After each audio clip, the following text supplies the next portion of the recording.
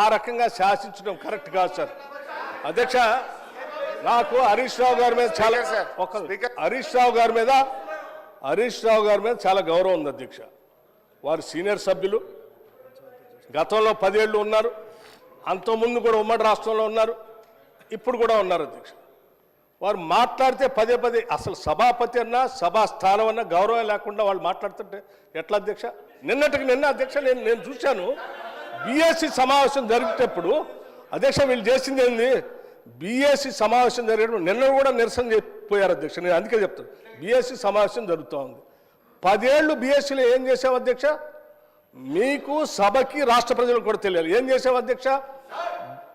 Business సభలో ఏం business జరగాలనేది అధ్యక్ష సభలో ఏం బిజినెస్ జరగాలో ఎన్ని రోజులు జరగాలనేది పైన సభాపతి స్థానంలో ఉన్నటువంటి పోచారం శ్రీనివాసరెడ్డి గారు అక్కడ కూర్చునేవాళ్ళు, అవతల నుంచి మీరు వచ్చేవాళ్ళు, యువతల నుంచి సిఎల్పి నాయకుడిగా ప్రతిపక్ష నాయకుడిగా నేను కూడా ఆ బీఎస్సీ మీటింగ్లో ఉన్నాను. ప్రతి సందర్భంలో ప్రభుత్వ పరంగా ముందుగా ప్రతిపక్షాలు అడిగి మీరేం చెప్పాలనుకుంటున్నారు, ఎన్ని రోజులు కావాలి మేము చెప్పేవాళ్ళం.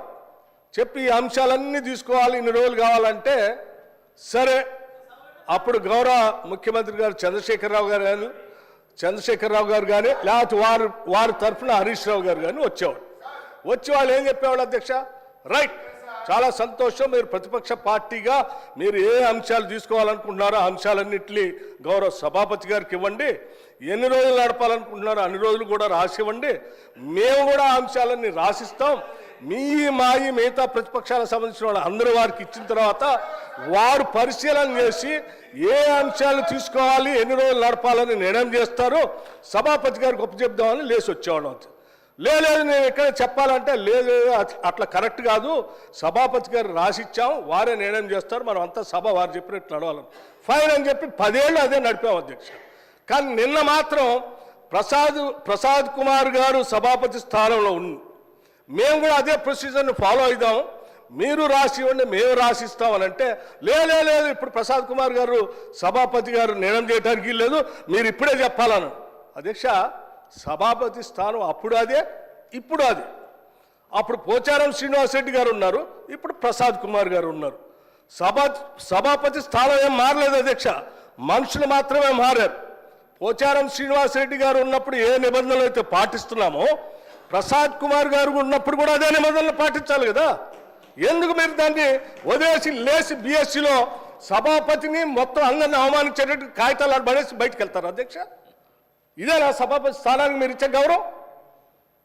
ఏం ప్రసాద్ కుమార్ గారు స్పీకర్ కాదా?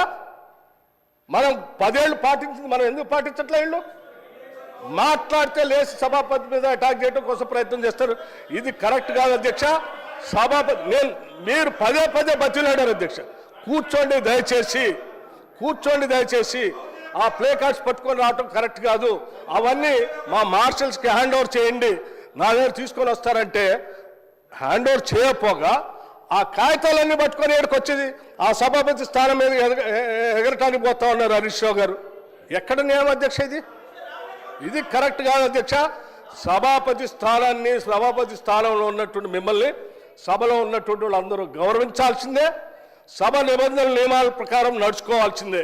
మేము ఈ నిబంధనలకు అతీతంగా మేము రాచరిక వ్యవస్థలో మేము పోతాం, మేము శాసించినట్టే సభ నడవాలంటే కుదరదు అధ్యక్ష, అది కరెక్ట్ కాదు.